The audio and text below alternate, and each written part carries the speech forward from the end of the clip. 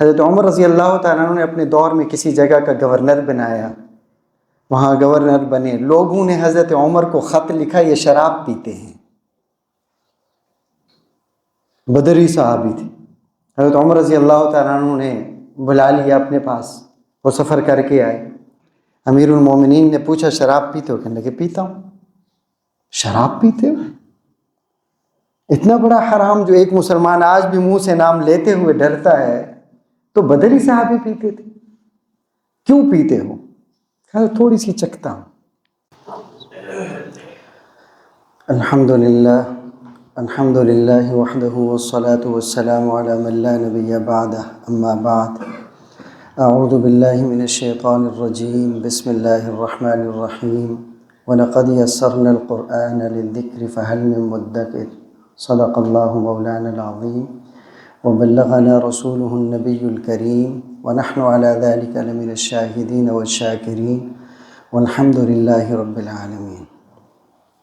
قابل صد احترام عزیزوں اور ساتھیوں، آج کی یہ نشست جو خطیب صاحب حضرت مولانا عمران صاحب نے درس قرآن کے ذریعے سے پورے قرآن پاک کا ترجمہ اور تفسیر آپ حضرات کو پڑھائی اور سنائی ہے، اور آپ سب حضرات اس میں شریک رہے ہیں، اس حوالے سے 3 باتیں کہنے کا ارادہ ہے، لیکن میں وقت کو دیکھوں گا، اگر ایک بات میں ہی وقت پورا ہوا تو ایک بات، ورنہ جتنی گنجائش اور آپ حضرات کے چہروں کی بشاشت سے اندازہ لگانے کی کوشش کروں گا کہ بات کو جاری رکھوں یا ختم کر دوں۔ آپ تھکے ہوئے ہیں مجھے اندازہ ہے، اور سردیوں کی راتوں میں آرام کے لیے گھر جانے کو ذرا جلدی بھی ہوتی ہے، میں اس جلدی میں بھی حائل نہیں ہوں گا، کھانے کا انتظام بھی ابھی سن لیا ہے، تو مزید اس کے اندر بھی وقفہ طویل نہیں ہوگا انشاءاللہ۔ قرآن پاک کو سمجھنے کے لیے کم از کم ہمارے پاکستان میں، شاید باہر بھی ایسا ہو، 2 قسم کی انتہا پسندیاں ہیں۔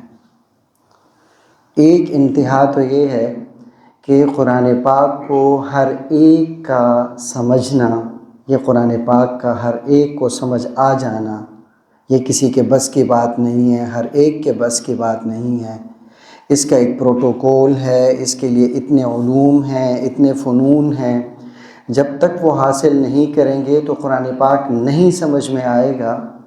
اس خیال اور اس نقطہ نظر کو سمجھنے کے بعد بہت سارے لوگوں نے تو چھٹی لے لی کہ قرآن پاک کو کیا پڑھنا ہے، کیا سمجھنا ہے، نہ ہمارے پاس وہ 16-17 علوم ہیں، نہ فنون ہیں، تو ہم نے کیا سمجھنا ہے، کام کاج میں لگے رہیں، ملک کو ہم نے چلانا ہے، ملت کو، اور دنیا ہمارے بغیر چلتی نہیں ہے۔ اسی لیے انہوں نے قرآن پاک کو سمجھنے سے اپنے لیے ایک عذر تلاش لیا، اور اس کے بعد وہ اب نہیں سمجھتے۔ یہ ایک انتہا پسندی ہے۔ اور ایک انتہا یہ ہے کہ قرآن پاک بہت آسان ہے، ہر ایک اس کو سمجھ سکتا ہے، سمجھا سکتا ہے، اس کے لیے پھر جگہ جگہ قرآن فہمی کی کلاسز شروع ہو گئی ہیں، جس کو آتا جاتا ہے وہ بھی پڑھا رہا ہے، جسے نہیں آتا وہ بھی پڑھا رہا ہے۔ پڑھانے سے زیادہ عام طور پر اس بات کو ثابت کرنے کی کوشش بیشتر جگہوں میں نظر آتی ہے کہ ہمیں سمجھ آتا ہے اور کسی کو آئے کہ نہ آئے، یہ بھی ایک انتہا پسندی ہے۔ در حقیقت ہمیں ایک اعتدال کا راستہ چاہیے، نہ تو واقعی قرآن پاک کو کامل طور پر سمجھ جانا سبھی کے بس میں ہے، نہ تو ایسا ہے، اور نہ ایسا ہے کہ سبھی سمجھانے کے قابل ہو سکیں۔ یہ ایک قانون ہے، ایک دستور ہے، ایک ہدایت ہے مسلمانوں کے لیے، انسانوں کے لیے۔ جب یہ ایک قانون اور دستور ہے تو اس کا کچھ حصہ سبھی کو سمجھنا ہوگا۔ ہم لاہور میں رہتے ہیں، وابڈا ٹاؤن میں رہتے ہیں، یہاں پر ہم قانون شکنی کریں، پھر ہمیں عدالت بلائے اور وہ پوچھے کہ پاکستان کا قانون کیوں توڑا، سوسائٹی کا قانون کیوں توڑا، وقت پہ بل کیوں جمع نہیں کروایا، اور وہ کہے کہ صاحب میں تو مزدور آدمی ہوں، میں تو قانون دان نہیں ہوں، قانون کا طالب علم نہیں ہوں، قانون پڑھا ہی نہیں ہے، میں تو وکیل نہیں ہوں، یہ عذر قابل قبول نہیں ہوگا۔ عدالت کہے گی اگر پاکستان میں رہنا ہے تو رہنے کی بقدر سمجھنا ہوگا، لیکن اگر کوئی بندہ یوں رہتے رہتے اپنی زندگی کے قانون سمجھ جائے اور وہ کل کو کہے کہ مجھے اب قانون کی ڈگری بھی دے دی جائے اور چیف جسٹس کی ضرورت نہیں ہے، جسٹس کی ضرورت نہیں ہے، میں بھی اب قانون کے فیصلے کر سکتا ہوں اور ہر قانون کے کر سکتا ہوں، تو یہ بھی ناقابل قبول ہے، حکومت اس کی بھی اجازت نہیں دے گی۔ سمجھنا ہر ایک کو ہوگا بقدر ضرورت کم از کم، مگر سمجھانے کا بیڑا اٹھانے کے لیے واقعتاً ایک ڈگری چاہیے۔ عدالت بولے گی صاحب آپ کو پاکستان میں رہنا سمجھ میں آیا ہے، مگر عدالت کی کرسی کے لیے آپ کو فلانے علوم چاہیے، فلانے تجربات چاہیے، ایک عمر چاہیے، ایک ڈگری چاہیے۔ بڑی بڑی یونیورسٹیز آپ کے سر پر سرپرستی کا ہاتھ رکھیں، قانون کے اساتذہ کے سامنے آپ زانوائے تلمس طے کریں، اس کے بعد ہم آپ کو عدالت کی کرسی دیں گے۔ اعتدال کا راستہ پھر یہی ہوا۔ صحابہ کرام کی زندگی سے لے کر ابھی تک آپ دیکھیے، آپ نے درس قرآن مکمل کر لیا، اس کے باوجود آپ کو ابھی بہت ساری باتیں سمجھنے کی نوبت آ سکتی ہے۔ جب صحابہ کو بھی مغالطہ ہو جاتا تھا یا صحابہ کو کنفیوژن ہو جاتی تھی یا انہیں کوئی جگہ سمجھ میں نہیں آتی تھی، کیا اس لیے کہ انہیں عربی نہیں آتی ہوگی؟ وہ تو عربی دان تھے، وہ تو عربی ادب کے ماہر تھے، ان کا تو طرہ امتیاز ہی شعر و شاعری اور ادیبانہ کلام اور ادیبانہ نثر تھا۔ لیکن ان کو زندگی میں بیشتر ایسے مواقع سامنے آئے کہ انہیں صحابہ کو حضور کے پاس جانا پڑا، سمجھنا پڑا۔ مولانا نے بھی ایک مثال دی ہے، میں انہی کی بات کو آگے بڑھاتا ہوں۔ عدی بن حاتم رضی اللہ تعالیٰ عنہ، یہ حاتم تائی کے بیٹے ہیں، یہ پہلے عیسائی تھے۔ انہوں نے آیت پڑھی اسلام لانے کے بعد، اتخذوا احبارہم ورہبانہم اربابا من دون اللہ۔ اللہ کہتے ہیں کہ عیسائیوں نے اپنے مولویوں کو خدا بنایا تھا۔ ان کے دل میں ایک شک پیدا ہوا، ایک سوال پیدا ہوا، میں بھی عیسائی رہا ہوں، میں نے تو کبھی اپنے مولویوں کو خدا نہیں کہا تھا، یہ قرآن پاک کس قوم کی ترجمانی کر رہا ہے؟ کیا درست کہہ رہا ہے؟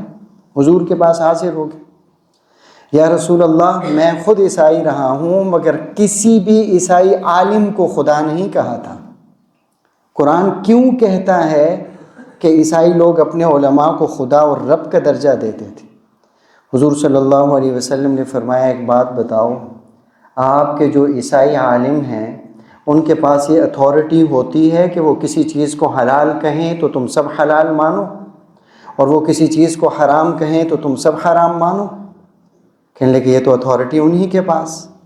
آپ نے فرمایا یہ اتھارٹی صرف اللہ کے پاس ہے، اگر تم نے اٹھا کر کسی کو دی ہے تو پھر اس کو اللہ مانا ہے، اور یہاں مراد یہی، اس کائنات میں اگر یہ اتھارٹی خدا اپنے سوا کسی کو دینا چاہتے، آپ جانتے ہیں وہ کس کو دیتے؟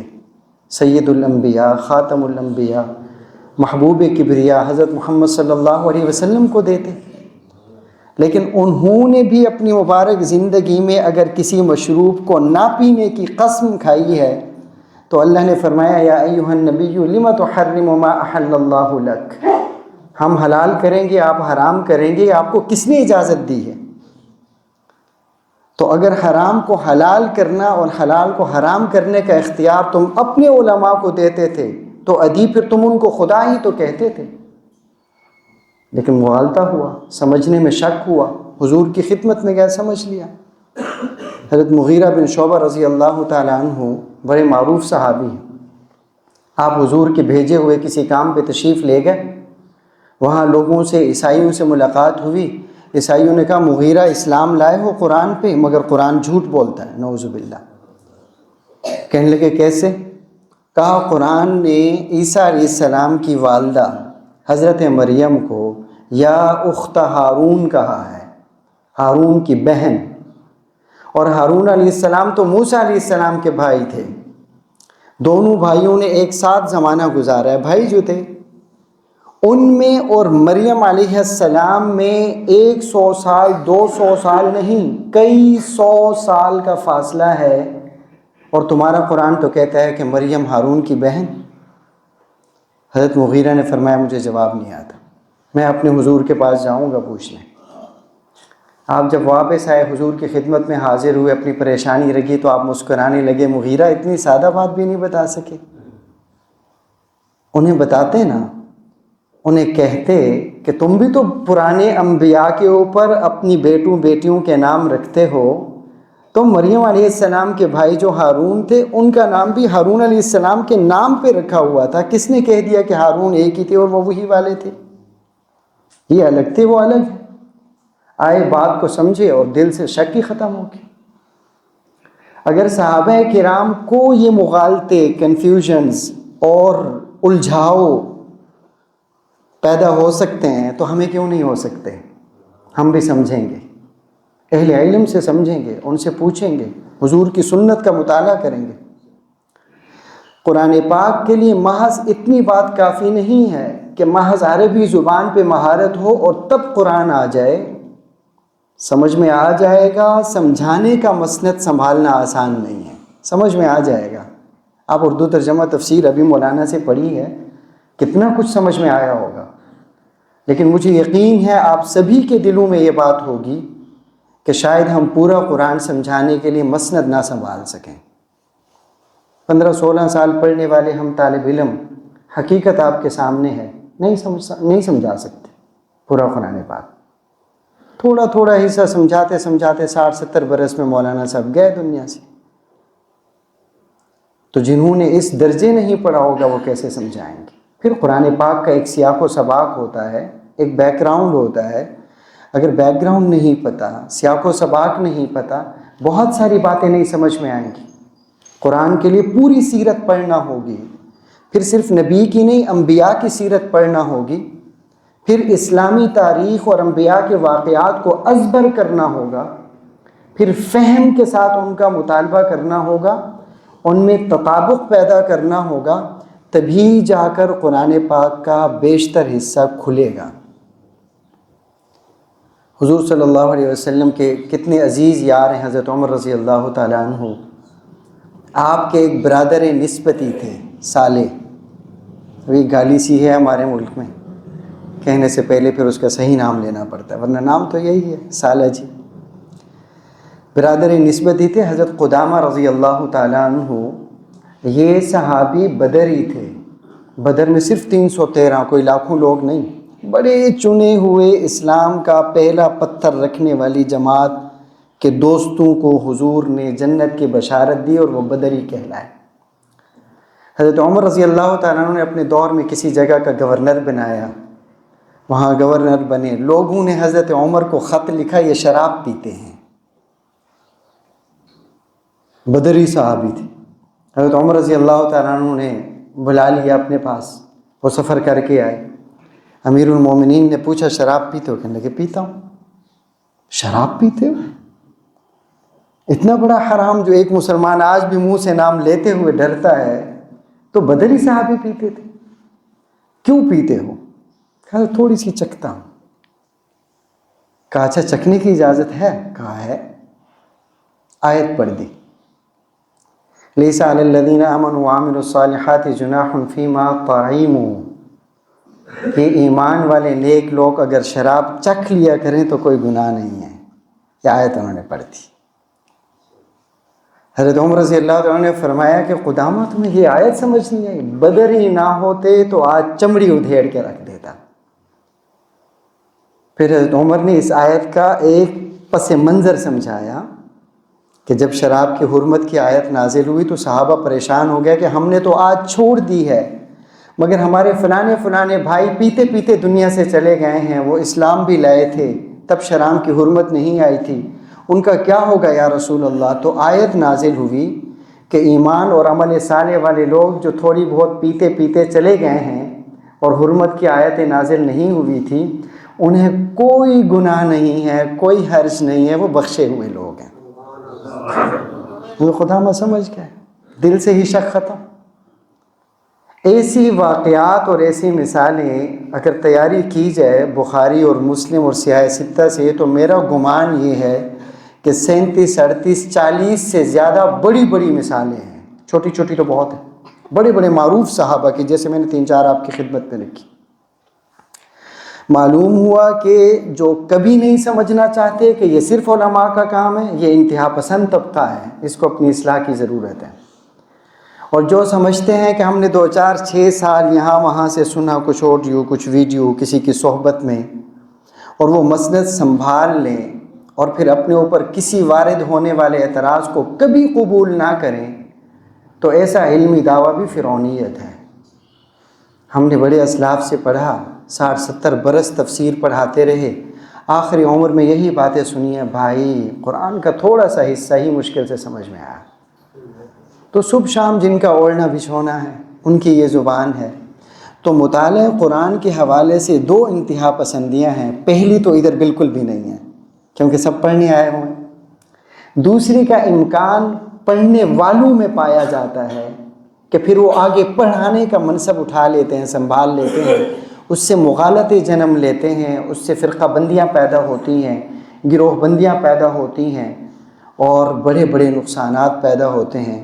اسی لیے میں اپنی گفتگو کو بہرحال سمیٹ رہا ہوں۔ یہ میں نے ایک بات کر لی، اگر زندگی میں موقع ملا تو بڑی ایک اہم بات یہ ہے کہ جہاں جہاں یہ قرآنی مجالس لگی ہوئی ہیں، جس درجے میں بھی ہیں، ان کو بہت مؤثر ہونا چاہیے تھا۔ اس درجے مؤثر بھی کیوں نہیں ہے؟ یا تو ہیں نہیں، یہ بھی واقعتاً ایک المیہ ہے، لیکن اگر ہیں تو جس درجے مؤثر ہونا چاہیے تھا اس درجے مؤثر کیوں نہیں ہے؟ پھر اس وقت بھی جو احباب بیٹھے ہوئے ہیں، ان میں 30 سال سے کم عمر کے حضرات ہیں۔ ایک کرب اور ایک علم یہ ہے کہ ہمارا بچہ جب 10 برس سے اب زیادہ ہو رہا ہے، 15 16 18، وہ اسلام کے بارے میں بہت کشمکش کا شکار ہے۔ اس کے لب و لہجہ میں قرآن سکھانے کے لیے کون اٹھے گا؟ اس کی زبان میں کون سکھائے گا؟ اس کی تکلیف اور کرب کو اس کی آنکھوں سے کون پڑھے گا؟ اس کے لہجہ سے کون مقتبس کرے گا کہ مجھے ان جوانوں کو ان کے دبے چھپے سوالوں کے جوابات کو ان کی زبان میں سمجھانا ہے؟ اگر ہم یوں قائم رہ گئے کہ جوانوں بس مانو ہماری، تو انہیں کوئی اور سمجھانے والے پیدا ہو چکے ہیں جو اسلام سے دور کر رہے ہیں۔ اور کالجز میں، یونیورسٹیز میں دہریت اور خدا کو نہ ماننے کی ایک شکوک کی فضا وہ دیمک کی طرح نوجوانوں کے ایمان کو کھا رہی ہے۔ ان جوانوں کے اندر ایک خوف ہے، ان کے دل میں بہت سوالات ہیں۔ یہ ایک نیک نمازی سے اور مولانا سے نہیں پوچھتے، گھبراتے ہیں کہ بہت غلط سوال نہ ہو جائے۔ یہ خوف ان کے دل سے کون دور کرے گا؟ اگر یہ خوف دور نہ ہوا اور یہ ہم سے پوچھتے پوچھتے کتراتے رہ گئے، تو وہ وقت دور نہیں ہے کہ یہ ہماری نسل ہمارے ہاتھ سے ریت کی طرح پھسلتی چلی جائے گی، اور پھر ہم اس کے بعد صرف افسوس اور حسرت کرتے رہیں گے۔ اللہ مولانا کو جزائے خیر دے۔